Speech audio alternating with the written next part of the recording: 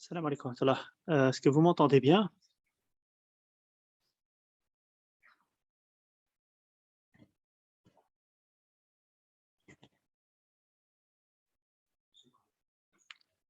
Je voudrais bien vous demander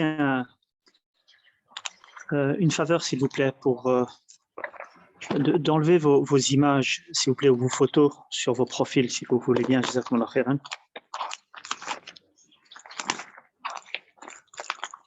Si vous voulez bien enlever les images de profil, s'il vous plaît, les photos de profil, s'il vous plaît. Jazakumullah khairan.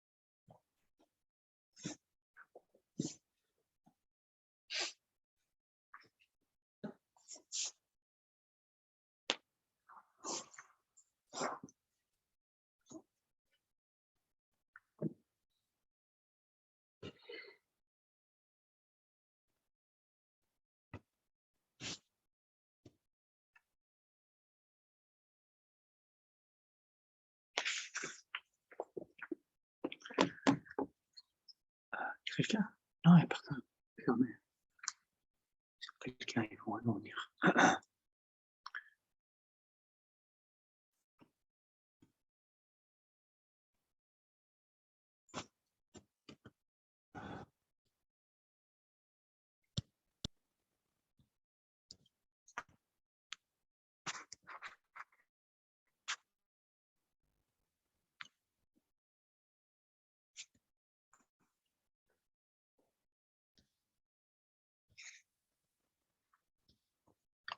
Est-ce qu'on me voit ou pas?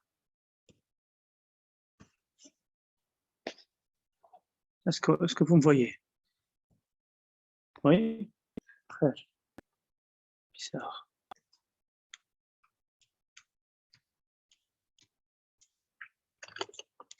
Et voilà. طيب خير. طيب بسم الله الرحمن الرحيم.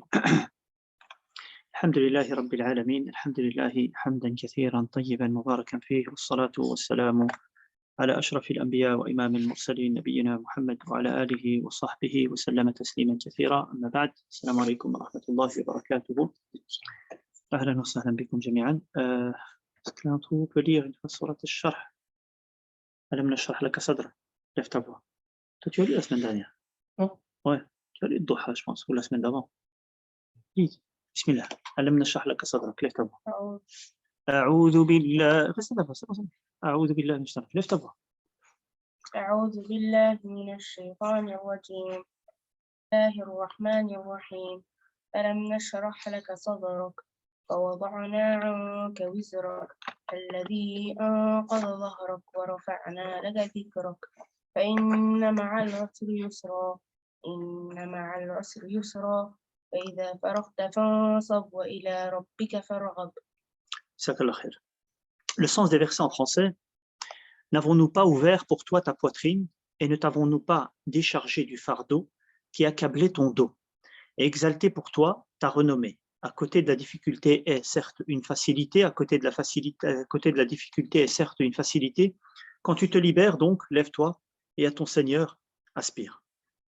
Alors premièrement, cette sourate, elle est comme la sourate précédente, c'est une sourate mécoise.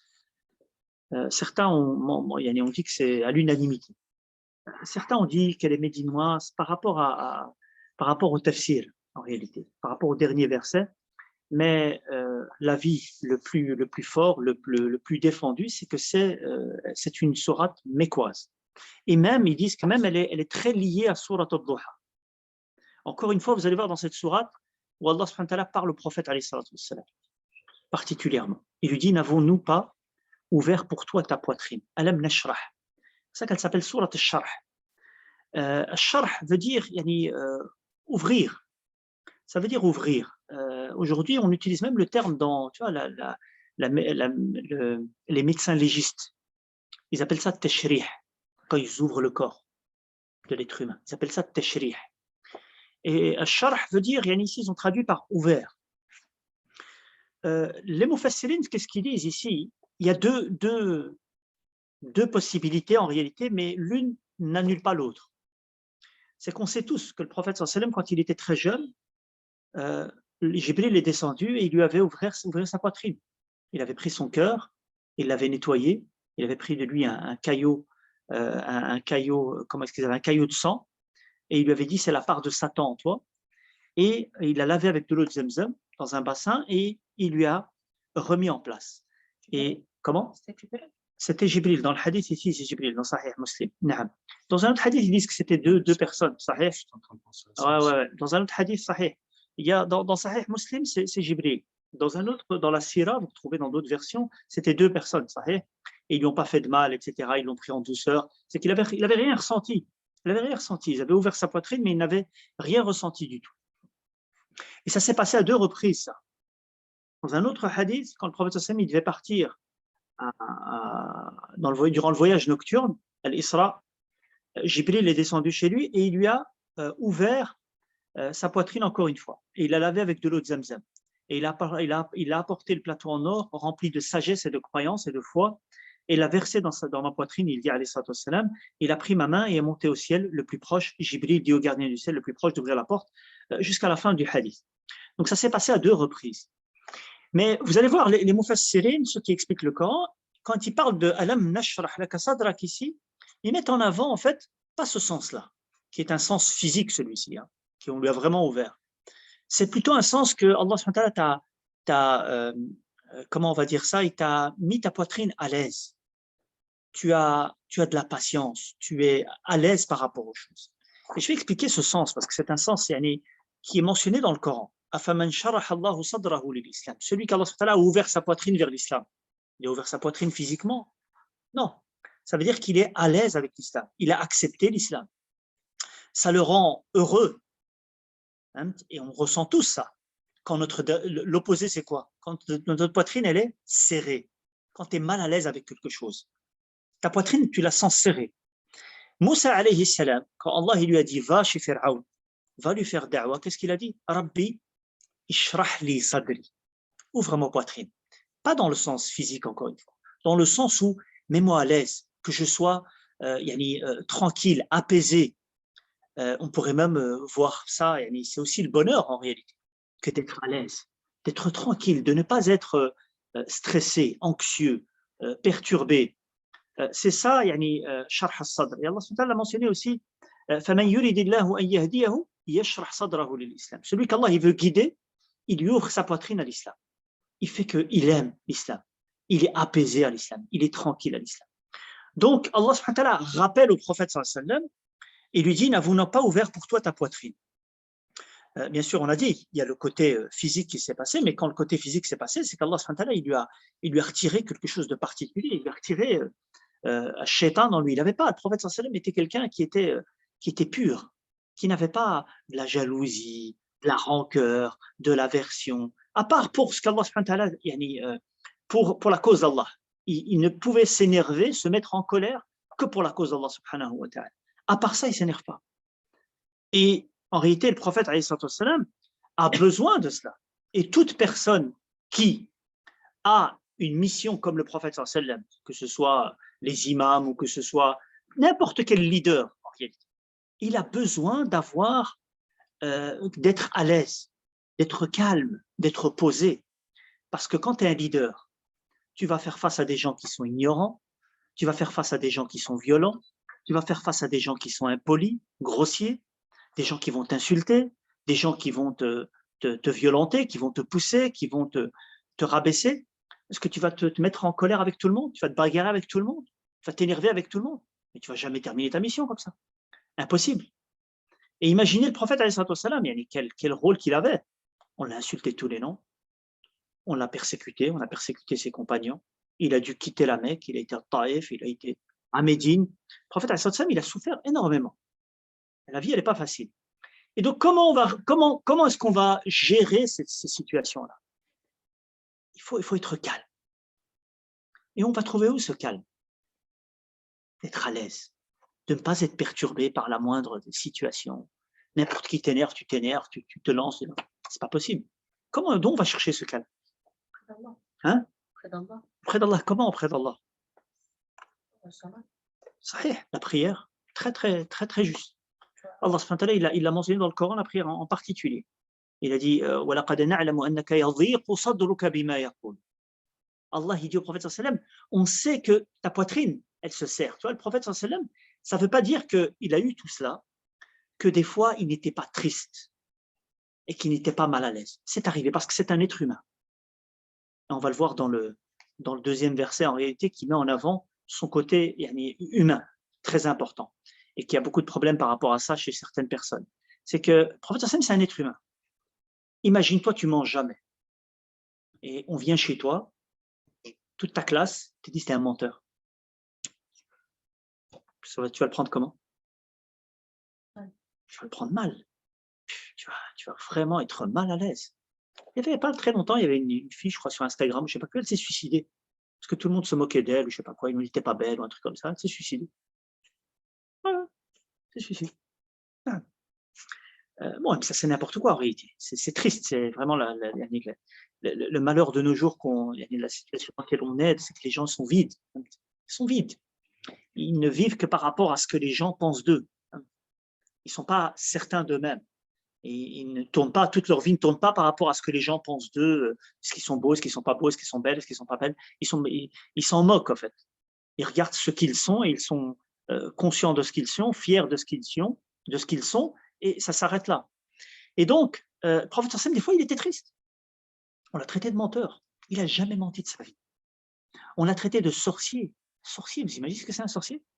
C'est quelqu'un de macabre, c'est quelqu'un d'horrible qui fait des sorts, qui parle avec shayatin. Ça, c'est un sorcier. On l'a dit que c'est un poète. Pourquoi? Parce qu'en fait, il a apporté le Coran, et le Coran, il a des rimes. Ils ont dit c'est un poète, en fait, c'est de la poésie ce qu'il rapporte. Le prophète n'a jamais fait de la poésie de sa vie. Donc ça lui faisait mal. Naam, alayhi salatu wassalam, ça lui faisait très très mal. Et Allah subhanahu wa ta'ala, qu'est-ce qu'il lui dit? وَلَقَدْ نَعْلَمُ أَنَّكَ يَضِيقُ صَدْرُكَ بِمَا يَقُولُونَ. On sait, nous savons que ta poitrine, elle se serre par rapport à ce qu'ils disent. وَلَقَدْ نَعْلَمُ أَنَّكَ يَضِيقُ صَدْرُكَ بِمَا يَقُولُونَ. Qu'est-ce qu'il lui dit? وَلَقَدْ نَعْلَمُ أَنَّكَ يَضِيقُ صَدْرُكَ بِمَا يَقُولُونَ فَسَبِّحْ بِحَمْدِ رَبِّكَ وَكُن مِّنَ السَّاجِدِينَ وَاعْبُدْ رَبَّكَ حَتَّى يَأْتِيَكَ الْيَقِينُ. Yani, mentionne le nom de ton Seigneur, glorifie Allah, fais le tasbih et prie. Et adore ton Seigneur jusqu'à ce que la mort t'arrive.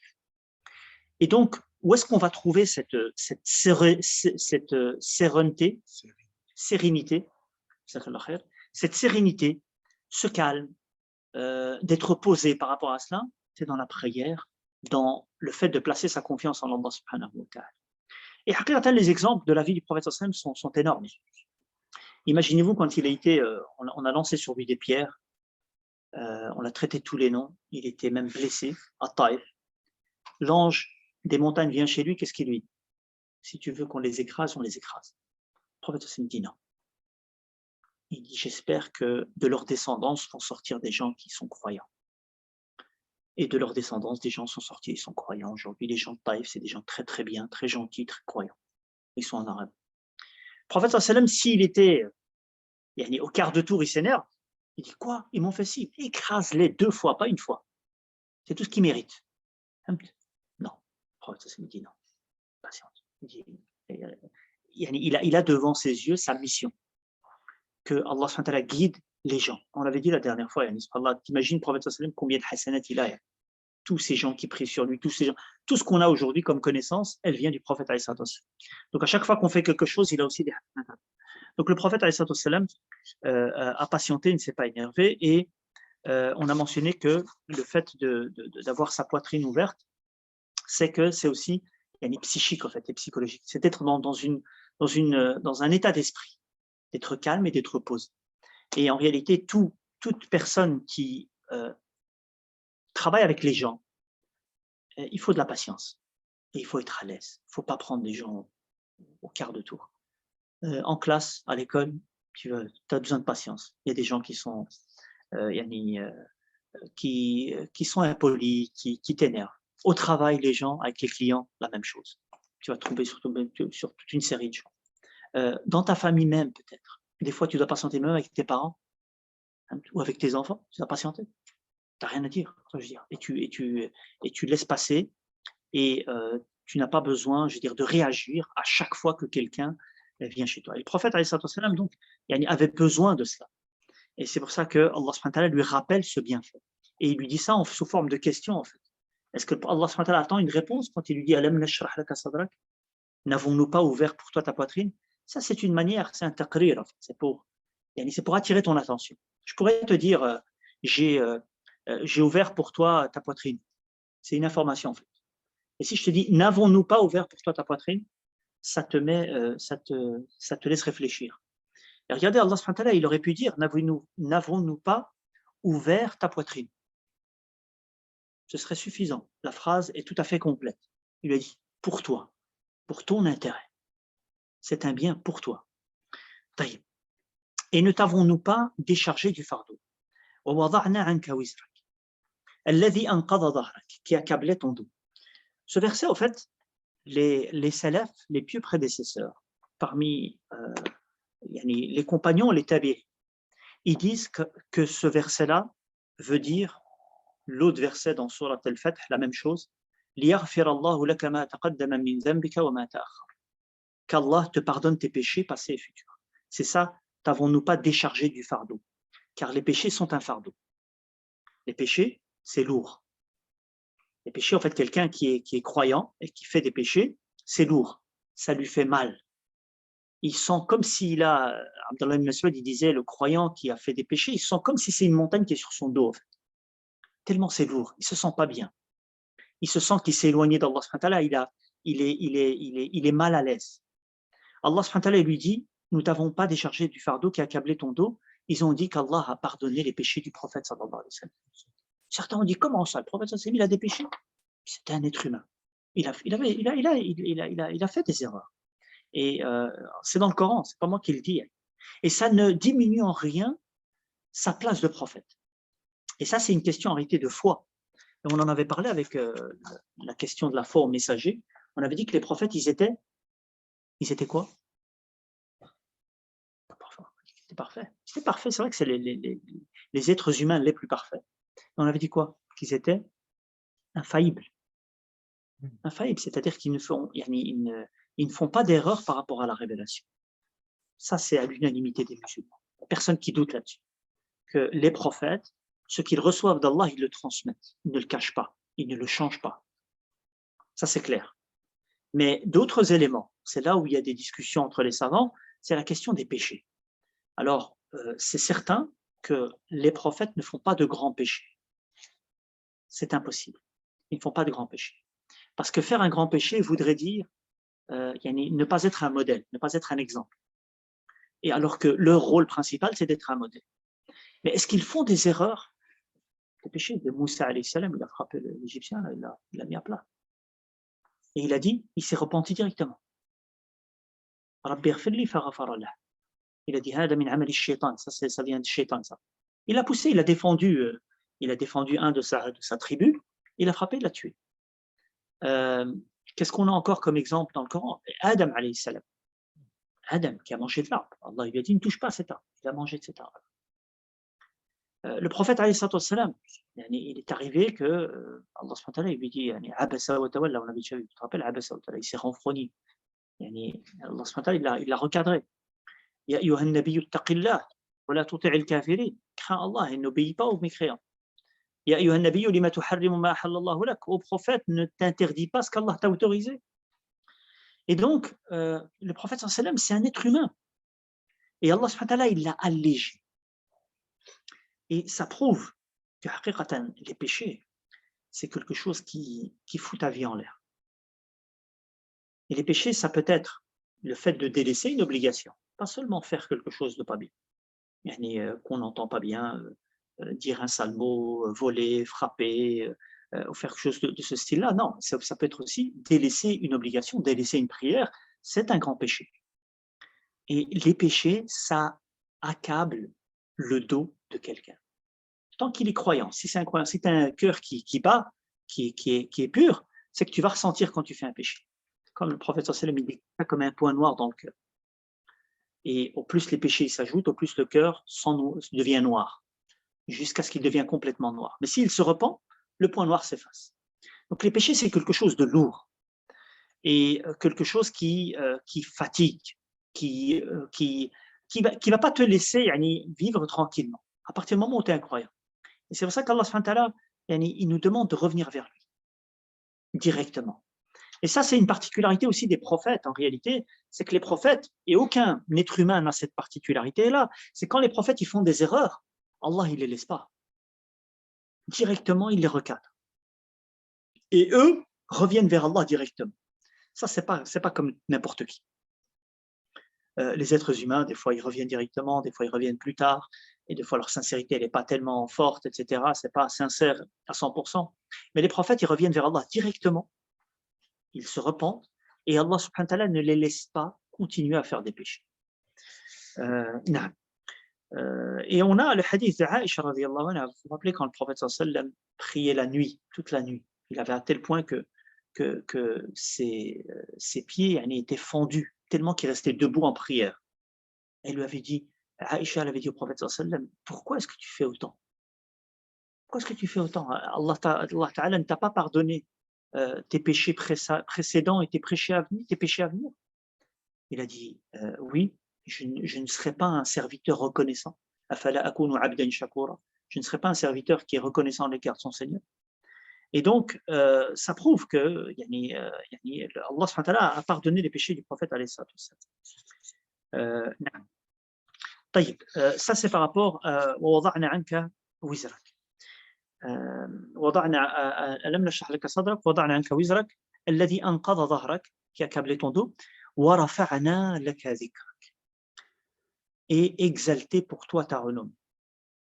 Yani Allah subhanahu wa ta'ala a élevé le nom du prophète sallallahu alayhi wa sallam.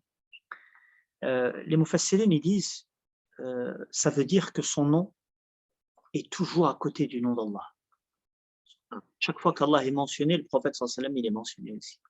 Ashhadu an la ilaha illallah, ashhadu anna Muhammad Rasulullah. Dans l'adhan, dans l'iqama, dans la prière, à chaque fois qu'Allah subhanahu wa ta'ala est mentionné, le prophète sallallahu alayhi wa sallam est mentionné. Globalement, généralement pas toujours, des fois on ne mentionne que le nom d'Allah subhanahu wa ta'ala. Mais le fait qu'Allah subhanahu wa ta'ala mette son nom souvent à côté de son nom, c'est une manière d'élever sa renommée. Et subhanallah, le prophète s'appelle Mohammed. Et Mohammed, ça veut dire quoi? Le louer. L'extrêmement loué. Il est loué énormément. Et non pas seulement, tout simplement loué. Et Allah subhanahu wa ta'ala a élevé son nom. Et ça, vous vous imaginez, cette sourate a été révélée à la Mecque. Elle a été révélée, certains disent, après Surat al-Duha. Donc Allah, il réconforte le prophète sallallahu alayhi wa sallam. Il lui dit, en fait, ne te limite pas à ce qui se passe là maintenant. La situation, elle est difficile, ils sont en train d'essayer de bloquer ta da'wa, ils sont en train de tout faire pour bloquer ta mission. Ça ne doit pas te mettre mal à l'aise. Allah, il va élever ton nom. Et regardez aujourd'hui, je ne pense pas qu'il y ait un nom, quelque part dans le monde, qui est plus mentionné que le prophète Mohammed alayhi salatu wassalam. Aucun. Aucune personne n'est qu'en tant qu'être humain, aucune personne ne peut être mentionnée comme le prophète. On fait l'adhan 5 fois par jour. Son nom ne s'arrête pas d'être mentionné sur terre. Tout le monde qui prie à travers le monde, il y a toujours quelqu'un qui prie sur cette terre. Il y a toujours quelqu'un qui fait tawaf autour du Kaaba. Il y a toujours quelqu'un qui prie. Il y a toujours quelqu'un qui prie sur le prophète sallallahu alayhi wa sallam et qui mentionne le nom du prophète sallallahu alayhi wa sallam. C'est un miracle qui laisse à réfléchir. Qui laisse à réfléchir par rapport à la place du prophète Mohammed alayhi sallam, et aussi, pour revenir au sens premier de ta poitrine, de ne pas être attristé, les gars. Même si toutes les choses vont mal, même si on parle de l'islam partout, même si on en veut à l'islam, même si on combat les musulmans un peu partout, et on en fait on en fait des sujets de polémique, et on n'arrête pas de viser les musulmans, on n'arrête pas de dire ils sont ceci, ils sont cela. ça ne doit pas nous perturber. Et si le prophète sallallahu alayhi wa sallam était perturbé par tout ce que les mouchriquines lui faisaient, en fait, il n'aurait jamais fait sa mission. Il n'aurait jamais terminé. Si à chaque fois qu'on lui dit, t'es un menteur, tu te dis, ah là, je ne vais plus le voir, cela, je vais me casser, je vais aller me cacher quelque part. Tu ne vas jamais terminer ta mission. Tu ne vas jamais faire ce que tu as à faire. Donc, il n'y a pas de raison, en réalité. Il faut être conscient de ce qui se passe autour de nous. Il faut être conscient qu'il y a des défis. La communauté a des défis. On n'est pas dans la meilleure des situations de l'histoire. Au contraire. Mais il y a beaucoup de bien, alhamdulillah. Il y a encore beaucoup de bien. Et il y a encore du bien à venir. Et qu'il n'y a pas, ça ne doit pas nous empêcher de dormir, ce qui se passe. On doit en être conscient. On doit se cultiver par rapport à cela, apprendre, lire, faire des douas pour nos frères musulmans, les aider si on peut, avec de l'argent, avec des conseils. On doit. Mais ça ne doit pas nous empêcher de dormir. Ça ne doit pas nous empêcher de vivre. Fais ce que tu as à faire. Fais quelque chose réellement. Il y a des gens, en fait, tout ce qu'ils savent, c'est critiquer. Dès que tu parles de l'islam, tu parles des mosquées, tu parles de la da'wa, rien ne va, les imams, c'est tous des vendus, ils font qu'endormir les gens dans les khutbahs, les mosquées, ils sont tous bidons, ceux qui sont des barbus, c'est tous des 1, 2, 3, 4, ceux qui ont des grands hijabs, elles font un ceci, cela, ils voient que du noir partout. Tout est mauvais. Subhanallah, il y a beaucoup d'autres côtés très positifs dans la communauté. Et tu as fait quoi, en fait, finalement? Juste parler, juste dire tout va mal? Tu as fait quoi? Le prophète sallallahu alayhi wa sallam, il dit par rapport à ce genre de personnes. Il dit Man qala halaka an-nas fa huwa ahlakuhum aw huwa ahlakahum. Celui qui dit que tout le monde va mal, c'est lui le premier, en fait, qui va mal. Ou c'est lui la cause. Donc, il n'y a pas de raison de désespérer de la miséricorde d'Allah. Il n'y a pas de raison. Tout ce qui vient, Inch'Allah Ta'ala, sera meilleur, mais ce qui importe, c'est de faire quelque chose. Tu as un rôle à faire, fais-le. Fais quelque chose. Ça, c'est, à ce moment-là, tu es en train de construire, tu es en train de participer à améliorer la situation des musulmans. Les musulmans, ils sont arrivés, et tout n'était pas facile. Et Allah subhanahu wa ta'ala, dans cette situation-là, le prophète sallallahu alayhi wa sallam dit, dans une situation de difficulté, il dit, et exalté pour toi ta renommée.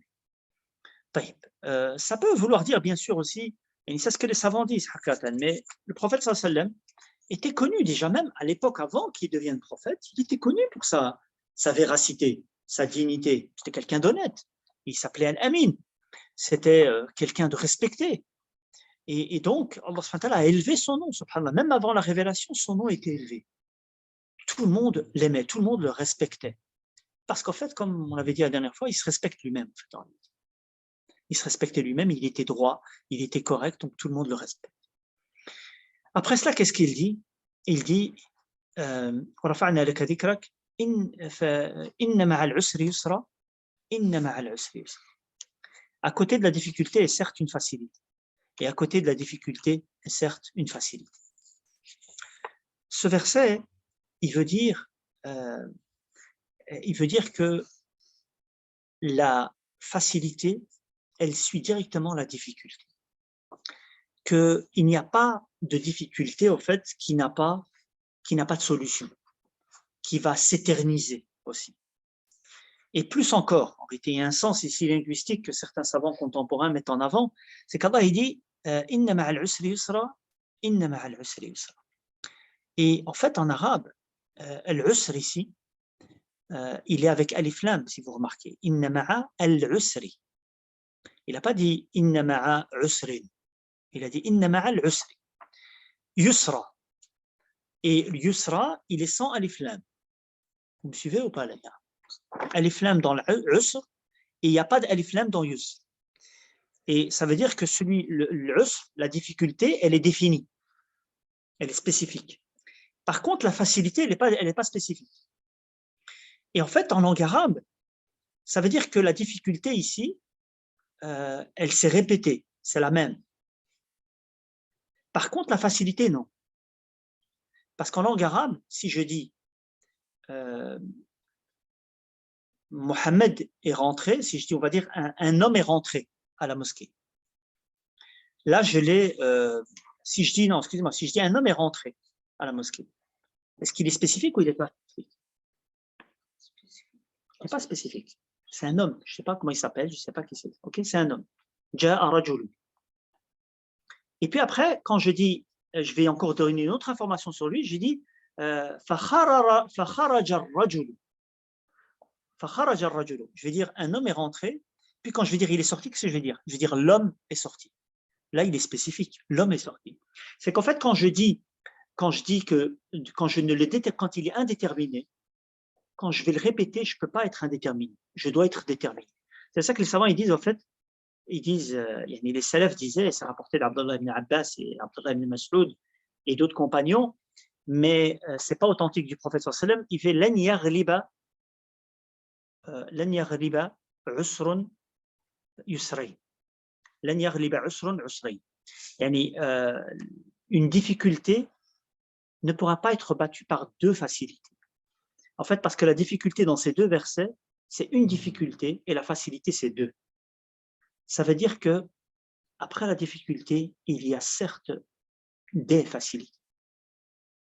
C'est pour ça qu'il ne faut pas rester bloqué dans la difficulté. Bien sûr, le message est orienté vers le prophète, alayhi salatu wassalam, en particulier, il en avait bien besoin, mais c'est valable pour tout le monde. C'est que si une difficulté te tombe sur la tête, sache que ce qui vient après elle va être facile, Inch'Allah. Et sache qu'elle ne va pas durer longtemps. Après la nuit, il y a le lever du soleil. Donc après la difficulté, la facilité, elle va arriver. Et la facilité va être encore plus importante que la difficulté. Le prophète, il dit dans un hadith, et sache que la victoire vient avec la patience, le soulagement avec l'affliction et les difficultés avec la facilité. Donc, pour que la victoire vienne, il faut de la patience en amont. Pour que le soulagement, que tu goûtes au soulagement, il faut être éprouvé avant. Et qu'après la difficulté, tu veux la facilité, c'est après la difficulté. Et comme on l'a dit précédemment, quand tu fais les résultats que tu goûtes, qui font plaisir, ils viennent quand? Ils viennent en dormant. C'est après l'effort. C'est après l'effort. Et c'est pour cela qu'en réalité, on ne goûte pas. On ne goûte pas à la douceur de la facilité, à la douceur d'une situation qui s'arrange, qu'après avoir goûté à la difficulté. Et le prophète sallallahu alayhi wa sallam, il dit aussi tanzilul ma'unatu min as-sama' ala qadri al-mu'na. L'aide descend du ciel d'auprès d'Allah selon le besoin et la patience descend selon le malheur. Donc en fait aussi, Allah subhanahu wa ta'ala ne t'éprouve pas avec une épreuve que tu ne peux pas patienter. Il y a des gens, quand il leur arrive quelque chose, ils disent non, ça je peux pas, j'arriverai pas, je pourrai pas patienter. T'inquiète, si Allah il t'apporte un malheur, s'il t'éprouve par quelque chose, c'est que tu es capable de patienter. Alors là, tu as le choix entre deux choses. Ou tu patientes, comme il disait Ibn al-Qayyim, je crois, il disait, ou tu patientes comme une vache, comme un animal. Enfin, l'animal, quand on lui met des choses sur son dos, plus que ce qu'il ne peut porter, il patiente ou il ne patiente pas? Hein? Patiente. Quand tu mets sur un âne, tu lui mets 20 kilos, tu lui mets 50, tu lui mets 100 kilos, il porte et il avance tout doucement. Okay, il n'a pas le moyen de se plaindre. Il n'a pas le moyen de te dire non. Sinon, tu frappes. C'est comme ça qu'ils font, non? C'est dans ce sens-là, en fait. C'est-à-dire, il supporte, mais il n'a pas le choix. Donc, il n'est pas content. Et par contre, quelqu'un qui patiente, alors qu'il a le choix, et qui se retient, parce que la patience, c'est ça, en fait, c'est se retenir. La patience, c'est se retenir.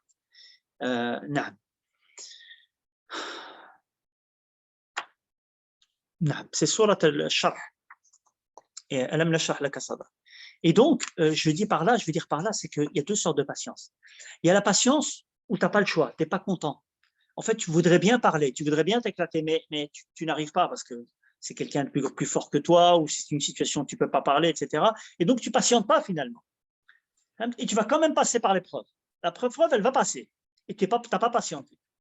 Par contre, si tu patientes par choix, tu te retiens par choix, pour Allah subhanahu wa ta'ala, tu recherches la récompense, c'est là où tu es récompensé grandement. Et c'est là où tu es loué en réalité par rapport à cette patience. Donc toute difficulté particulière sera suivie de facilité. Puis après ça, Allah subhanahu wa ta'ala, il dit فَإِذَا فَرَغْتَ فَانْصَبْ وَإِلَى رَبِّكَ فَارْغَب. Quand tu te libères, donc, lève-toi. Et à ton Seigneur, aspire. Ici, il y a plusieurs interprétations par rapport à ce verset. Quand tu te libères de quoi? Et quand tu te lèves pourquoi?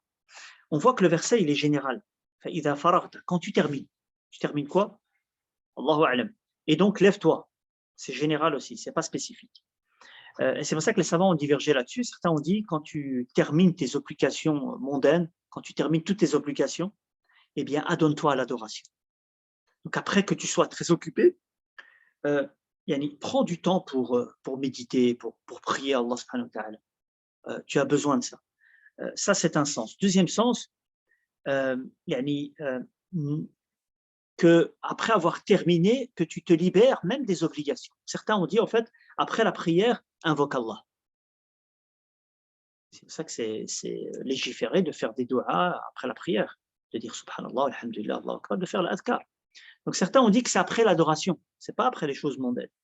Et Allah subhanahu wa ta'ala nous apprend ça, à travers le Hajj, par exemple, il dit فَإِذَا قَضَيْتُم مَنَاسِكَكُمْ فَاذْكُرُوا اللَّهَ كَذِكْرِكُمْ آبَاءَكُمْ أَوْ أَشَدَّ ذِكْرًا. Quand vous terminez le pèlerinage, mentionnez le nom d'Allah. Tu t'imagines? Après le pèlerinage, et le pèlerinage, c'est que du dhikr, c'est que des douas. Allah, il te dit, après le pèlerinage, fais des douas. Après la prière, c'est quoi qu'on dit en premier? Astaghfirullah, astaghfirullah, astaghfirullah. Donc après la prière, qui est une doua, tu fais encore du dhikr. Ça, c'est un sens aussi qui est mentionné par rapport à ça. Aspire à ses grâces. وإلى ربك فارغب, à ton Seigneur, et une intention sincère pour lui et acte pour lui. C'est ça la sourate, en réalité, elle est très, très courte, très brève, 8 versets, mais je pense qu'on a beaucoup à retirer. Et j'attends de vous qu'on retire de chaque verset quelque chose. Pour terminer à la fin, quand tu te libères, donc lève-toi et à ton Seigneur aspire, ça nous incite qu'après avoir terminé ses obligations, après avoir été occupé par quelque chose, ça ne veut pas dire que juste après, il faut juste prendre du bon temps et jouer et perdre du temps. C'est qu'après avoir terminé une fonction, une mission, reviens, va vers ton Seigneur, remercie ton Seigneur, invoque ton Seigneur, prends du temps pour ton Seigneur, et non pas va jouer, va vers les loisirs. Reste toujours dans l'adoration d'Allah subhanahu wa ta'ala. Taïb, qu'est-ce qu'on retire de cette soirée, les gars? Je vais vous laisser ouvrir vos micros ici. Bismillah. Patience. La patience. C'est quoi la patience? Hassan. Et quelles sont les sortes de patience dans le Coran? Il y a 3 sortes. T'as pas le choix, Ça, j'avais dit par rapport à les sortes de patience, mais il y a encore une autre sorte de patience. Dans le Coran, Allah subhanahu nous parle de 3 sortes de patience.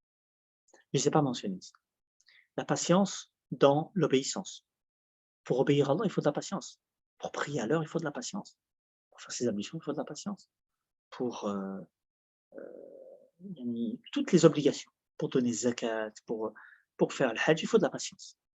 Pour faire les obligations, il faut de la patience. Quoi encore d'autre? Pour éviter le haram. Pour éviter le haram, il faut de la patience. Il faut se retenir. Une nefs, elle te pousse. Elle te pousse à faire du haram. Et donc, il faut se retenir. 3e sorte de patience, les patiences face au malheur. C'est pas entre tes mains. Ça. Allah subhanahu wa ta'ala, il fait descendre ce qu'il veut. Il te fait toucher par des malheurs. Des gens qui perdent des gens proches, des gens qui perdent leur boulot, des gens qui perdent leur pays, des gens qui perdent toute leur famille, des gens qui sont touchés par une maladie, des gens qui ont des accidents. Toutes sortes de malheurs qui puissent te toucher, tu as besoin de réagir avec patience. Très bien. Si tu peux expliquer, c'est quoi réagir avec de la patience face au malheur? Ça se traduit comment? Réagir face au malheur avec de la patience, c'est se retenir, en réalité, premièrement, de ne pas se plaindre. Ne pas se plaindre. Ne pas se dire pourquoi moi. Ne pas se dire à chaque fois il y a des choses qui m'arrivent à moi, pas les autres. Ça c'est de la patience. Allah subhanahu wa ta'ala dit au prophète sallallahu alayhi wa sallam, Il lui dit Fasbir sabran jamil, d'une belle patience par rapport à ce que disent les koufars. Patience d'une belle patience. C'est quoi la belle patience? Ne dis mot, ne dis rien, te plains pas, te plains pas. Dis pas pourquoi si, moi ça. Ça c'est une manière d'impatience. Non. En fait, c'est la plainte qui est pas bonne. La plainte n'est pas bonne. Non. Mais on peut, dans un malheur, chercher des solutions auprès des gens. Dire, Sahih, il sahih. m'est arrivé tel problème. Non, Chercher des solutions. sahih. Ça c'est pas de l'impatience. Non, ça c'est de faire les causes pour pouvoir sortir d'une situation difficile, de demander des conseils, de demander de l'aide à quelqu'un qui peut t'aider. Ce que je dis moi par rapport au fait de se plaindre, c'est à chaque personne que tu rencontres, tu sais ce qui m'est arrivé? Il m'est arrivé ceci, il m'est arrivé cela. Et après quoi? Après quoi? Non, quand tu cherches des conseils, là tu cherches à trouver une solution. Tu cherches des conseils dans ta religion d'abord, tu regardes c'est quoi ce qu'Allah nous a demandé de faire dans telle et telle situation, qu'est-ce qui est légiféré à faire, et après cela aussi tu regardes quelles sont les solutions à faire. Il y avait une femme une fois qui avait perdu son fils et elle pleurait devant la tombe. Le prophète sallam il l'a vue et il lui a dit patiente. Et il lui a dit tu n'es pas arrivé ce qui m'est arrivé. Elle lui a dit yani, casse-toi, retire-toi. Elle n'a pas vu que c'était le prophète sallam. Il ne t'est pas arrivé ce qui m'est arrivé. Et puis après, elle a su que c'était le prophète sallam. Et le prophète sallam il lui a dit la patience, c'est au premier coup. Quand il t'arrive quelque chose, c'est là que tu l'avales, tu te retires. Parce que face au malheur de quelqu'un qui meurt, tu vas faire quoi? Pleurer? Tu as le droit de pleurer. Ce qui est interdit, c'est de se lamenter. Et dans le Jahiliya, ils le faisaient. Et encore aujourd'hui, des gens qui le font. Se lamenter, déchirer les vêtements et de crier « Waouh, pourquoi t'es parti? Tu nous as laissés seuls, t'étais ceci, t'étais cela. » Ça, c'est se lamenter. Ça, c'est le Jahiliya. Le prophète sallallahu alayhi wa sallam dit ça, ce sont des choses de Jahiliya. C'est parce que c'est de ce qu'on appelle le tadajjur, le fait de ne pas pouvoir un moment patienter face à une difficulté. Dès qu'elle te touche, tu es en train de te plaindre, en train de crier. Ça, c'est tout à fait contraire au fait. Et attention, de ne pas se patienter face au malheur, c'est quelque chose en réalité qui est un signe de faiblesse de foi. Parce qu'en fait, tu es en train de remettre en question le destin divin. C'est Allah qui choisit. C'est Allah qui choisit. Tu es touché par un cancer. Allah nous protège tous. Un cancer, il te tombe sur la tête. Qu'est-ce que tu vas faire? Tu vas chercher des solutions. Pas se dire, pourquoi moi? Alors je suis encore jeune. Et parce que malheureusement, souvent, cancer, ça termine par la mort. Et rapidement, des fois, un peu moins rapidement d'autres fois. Il y a des gens qui risquent cancer, c'est rare. La majorité des gens, ils passent. Donc toi, qu'est-ce que tu vas dire? Comment tu vas réagir par rapport à ça? Tu n'es pas d'accord avec la décision d'Allah? Qu'est-ce qu'on est? Qu'est-ce qu'on est, non? Patienter à ce moment-là, c'est de le prendre bien, de se dire, alhamdulillah, si Allah me donne quelque chose, en réalité, c'est qu'il m'a évité beaucoup d'autres mal et qu'il y a un bien. Si le fait de patienter par rapport au malheur, aux difficultés et tout ça, ça se renforce aussi par la connaissance d'Allah. Quand tu connais Allah, quand tu connais quand tu connais Allah, en fait, tu sais qu'il est juste, qu'il est sage, miséricordieux, clément. Qu'il ne veut pas du mal. Tout à fait juste. Ça, c'est des choses que je veux dire que des fois, quand on n'a pas cette connaissance-là, ça empêche, c'est une difficulté pour supporter les difficultés. Tout à fait. L'ignorance d'Allah subhanahu wa ta'ala, c'est la raison principale pourquoi les gens, c'est pour ça que tu vois des koufars, quand il arrive des trucs comme ça, ils commencent à insulter tous les noms, il devient très très grossier, il se dit pourquoi moi? Et il y a des gens, ils n'arrivent pas à vivre avec ça. Et ils vont se suicider ou des trucs de ce style-là. Quand quelqu'un sait que ça vient d'Allah subhanahu wa ta'ala, il sait qu'Allah subhanahu wa ta'ala, exactement, la bonne opinion, il voit comment Allah il gère sa création. Allah subhanahu wa ta'ala, c'est le plus sage, le plus clément, le plus savant, le plus fort, le plus puissant. Nous, on ne voit pas ce qu'il y a derrière. Et vous regardez l'histoire de Surat Al-Kahf, comment Allah subhanahu wa ta'ala agit, quand Al-Khidr va faire un trou dans le bateau. Tu dis, mais qu'est-ce que tu fais? Tu es en train de foutre en l'air le bateau. Non, mais ce qui s'est passé, c'est qu'il y avait un roi qui est en train de regarder. Donc ce bateau-là, il va être sauvé grâce à ce trou. Allah subhanahu wa ta'ala, c'est ça. Il lui a dit, c'est pas moi qui a décidé ça. C'est Allah qui décide. Donc des fois, on voit des choses, il y a un mal qui te tombe sur la tête, tu ne vois pas le bien qu'il y a derrière. Tu ne vois pas la facilité qui va venir par après.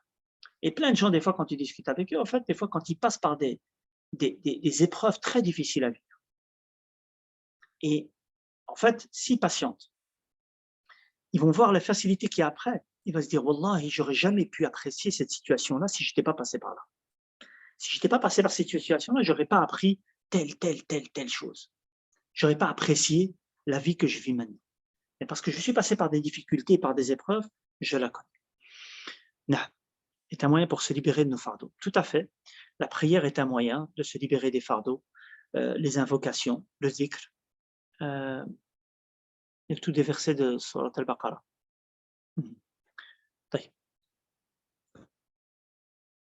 Ici, personne? C'est voir les messages ici.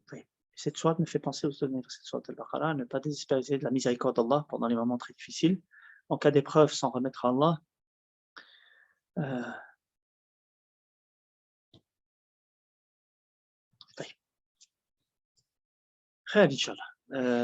On va s'arrêter là-dessus, Inch'Allah ta'ala.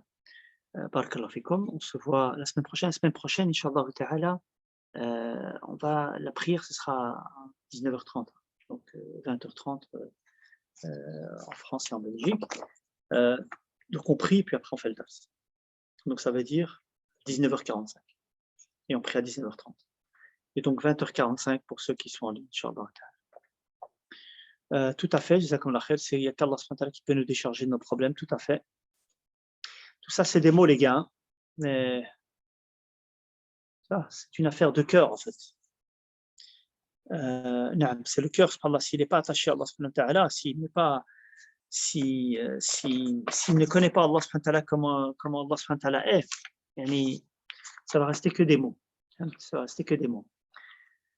طيب سبحانك اللهم وبحمدك اشهد ان لا اله الا انت استغفرك واتوب اليك والحمد لله رب العالمين وجزاكم الله خيرا السلام عليكم ورحمه الله وبركاته